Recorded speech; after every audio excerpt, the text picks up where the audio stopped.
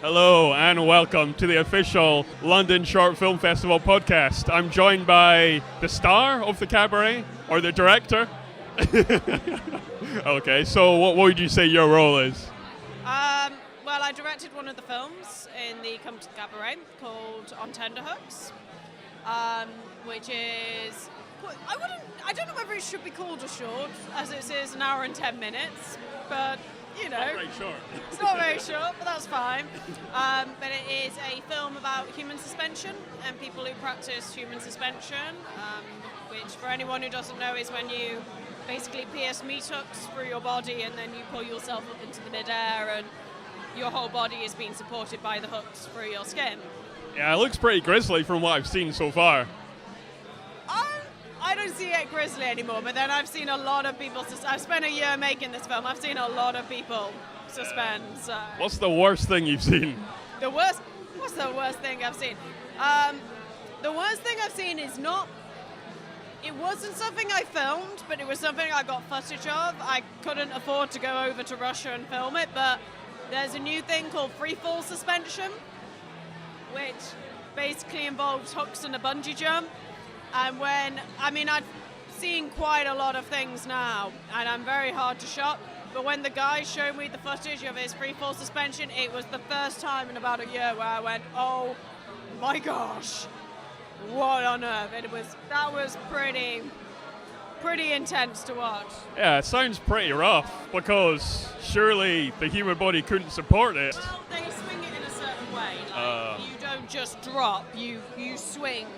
Or like a pendulum. It is amazing how powerfully supportive and strong the human skin is. It really can, particularly on the back, it really can handle pretty much anything. So I needn't rip or anything. I've seen rippages and I've seen people faint. And I'm a bit used to that now. It's just like, all right, you've ripped. Like I did it myself for the film because I wanted to know what it was like. If I was going to spend a year following people doing this, I felt like I needed to know what I was talking about. The pain is the most intense pain you can imagine, but it only lasts a few minutes once you're in the air, and then every chemical in your body goes crazy, and you don't feel pain anymore. You feel like you're on a big, huge high, and that you're flying in the air. And I think that's more why people do it. People don't do it because they want pain. Pain is an annoying thing. They don't really want to feel pain, but it's the getting over the pain that is what draws people to do it. I never understood why, but I suppose that's a pretty good reason, just because they enjoy after the pain goes away. Oh yeah, everyone has to go. You can learn a lot from pain. Pain isn't necessarily a negative thing, and there's certain forms of pain which are more socially acceptable than others. Like, for me, the idea of waxing my legs is the most barbaric thing humanly imaginable. It's like, I'm not going to do that. What are you talking about, you crazy person? But that's very socially acceptable, whereas if you get, like, a genital piercing, that's all of a sudden a bit like, oh, why would you do that? Why would you do that? Personally, I wouldn't like to mutilate my own genitals, but if somebody else wants to do it, that's their business. It's okay. But that's sort of how I see it. So it is a very, very, very painful thing to do. It's excruciatingly painful. Like when your body is first supported by the hooks, it burns throughout the whole of your body and you are in extreme pain. But because the pain is so extreme, every chemical in your body will kick in and you'll get over it. So it's a real mind over matter situation. Just grin and bear it, and eventually it'll be awesome. Yeah, and eventually you'll be flying, and you'll be talking about your next one. So is this something you could do, say, every week, or do you just do it once and then? It takes a while. I know someone who does do it practically every week, but he's quite an extreme person, and his body is used to putting itself through the most extreme. Like, he's the most pierced man in the world. Like, he's actually in the film, but he's the most pierced man in the world. He's heavily tattooed. He used to be an endurance runner. He's used to putting his body in extreme pain, so he can handle suspending every week. I personally, if someone like you and me did it, we couldn't really do it every week. It took me, I know when I did it, in the morning, I felt like I'd been hit by a bus, and I spent all day in bed just like I can't. But then people treat pain differently, and you get used to it. And so if I'd done like 80 suspensions, I probably would be fine in the morning and just be like, all right, going to work now, so I'm all good.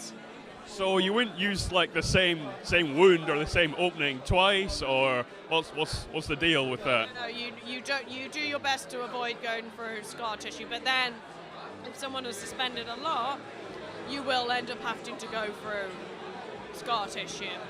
I mean, with me, I've only suspended once, but if I ever did do another suspension, they'd go under the scars. Whereas if you're someone, say, who is suspended a lot, then you would probably pierce through the scars. So it's not the sort of thing where you can have yourself pierced and then just keep using the same hole because, you like put an earring in or something. Holes do heal and they develop scar tissue, and you don't really want to be piercing through scar tissue. It's not pleasant.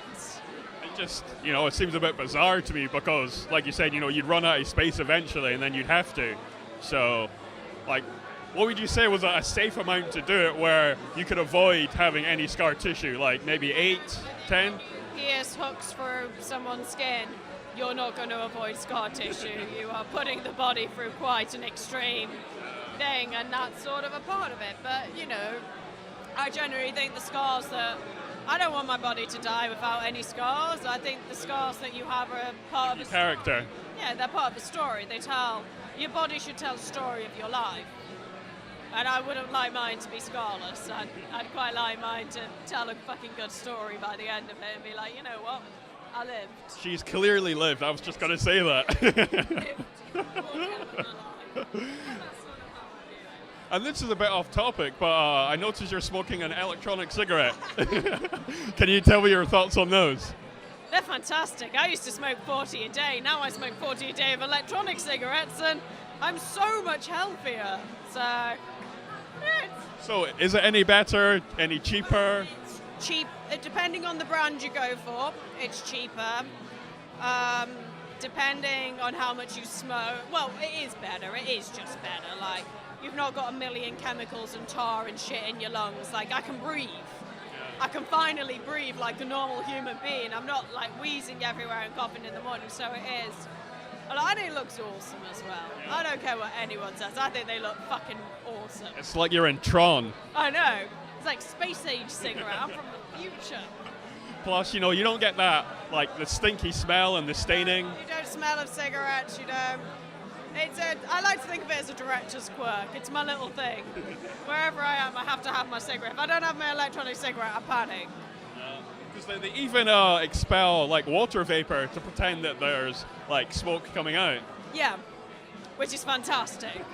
They understood completely. Half of smoking is the smoke that comes up. Good. It's like half of what I'm doing is trying to look awesome, so... Yeah, you can't be on the set with a cigarette that does not produce smoke. It's like... No, it's like you've got to be there and it's got to smoke and there needs to be a cloud of fire around you. You need the dramatic atmosphere it brings. Of course. I'm all about the drama. All about the drama. So is this your first time at the London Short Film Festival? No, this is my third time. I've had films here before. On Tenderhooks is probably my biggest film here, and I'm really trying to push the screening for it because I'd quite like someone to pick it up or something. That would be really nice. But I've had I had the short film version of On Tenderhooks screen here last year, and then I had one of my first short films screened the year before. So this is I do love this festival. I have a lot of love for the festival. Going for the hat trick.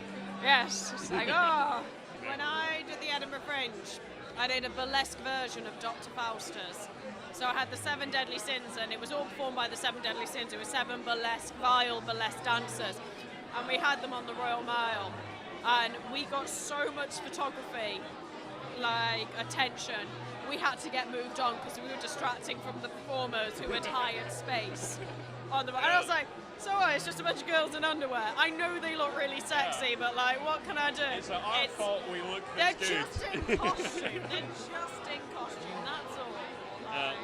Is it safe to say that your milkshake brought all the guys to the yard? Yes, we sold very well. And then my producers ran off with all my money and I was still left with nothing. But that's a totally different story. That's a totally different story. So do you have plans for next year's London Film Festival? Well, I mean, we'll see what next year brings. I mean, I'm focusing more on bigger projects now than I am on shorts. I've done quite a few shorts, but if a short comes along, then I'll definitely submit it to London Film and hopefully it will get in, which would be nice. Really? Do you have any ideas as to what these bigger projects would be? There are two that I want to focus on at the moment. One is sort of an unofficial, slight kind of sequel to On Tenterhooks, whereas one of the guys who's in On Tenterhooks, he wants to completely modify every part of his body. It's going to be called Modify Me, and I'm basically going to film him whilst he goes through the procedure. So he wants to get like a full body suit of tattoos. He wants to get like over 100 piercings. He wants to get, like, you know how people stretch their earlobes? Yeah. He's going to get that done to his ears and his testicles. He's going to get implants put in his penis as well. He's going to have magnets in his fingers, UV tattoos, nipple removal, belly button removal. So pretty much everything. Pretty much everything that you could imagine. So that's one project. And then another is I want to make a fictional horror film called Babyface. And I sort of want to go back to Texas Chainsaw Massacre days where horror was real horror, and it wasn't jump out horror, it was horror that crawled under your skin and left you traumatized for 3 months. And I want to go back down that road again. So you have a very distinct style where it's always dark and gritty and very... I've got a sense of humor as well.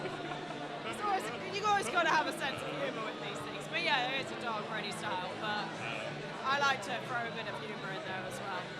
It's like dark humor, but not say Martin McDonagh style, more grisly, more gruesome.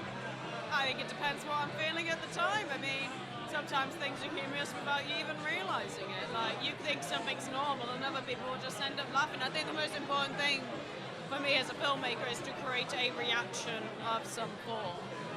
I would rather someone hate my work than say it was okay. The most important thing is that people react to it. They come out of the cinema and they feel a film in some way, shape, or form, and whether that's a physical feeling of wanting to throw up or a physical feeling of laughing out loud. As long as they felt something, then you've achieved what? There's nothing worse than being blended into mediocrity, and you're like, yeah, it's okay. It's just not really my style. Kind of like a lot of Scottish cuisine. It's very bland. Give me some flavors. I want to experience something. I'm liking your Scottish references here. I'm sure the Scots are going to appreciate that greatly. Well, I mean, I'm actually a big fan of Edinburgh. I'm from there.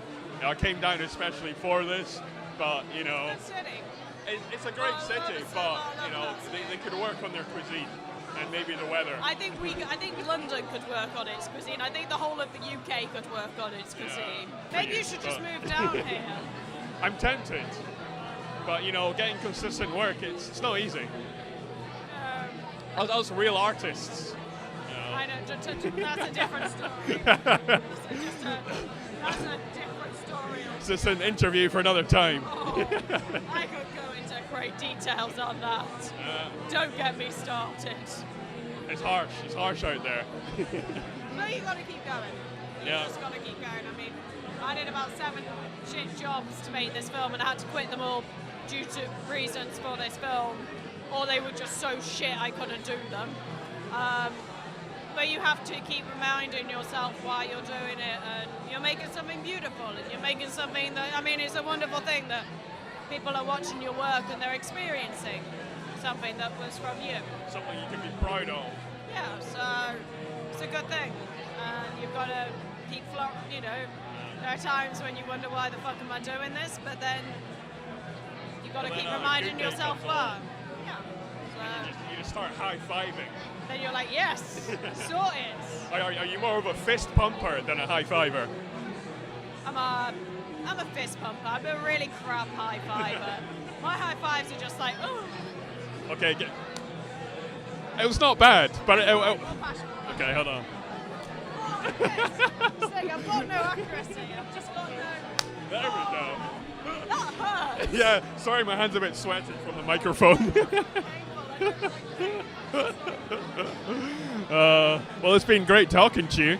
And when can people see your film? My film is on the 12th, which is Saturday next week. And I think the venue is called the Horse Hospital. Keep forgetting the name of it. Dyslexia is a great thing. It means you forget everything. And yeah, it's at 7 o'clock. We're showing the film. There's 2 other films showing with it, and we're showing a live suspension demonstration as well. So people will get to, at the end of the film, they'll be able to see a live suspension, which will be nice.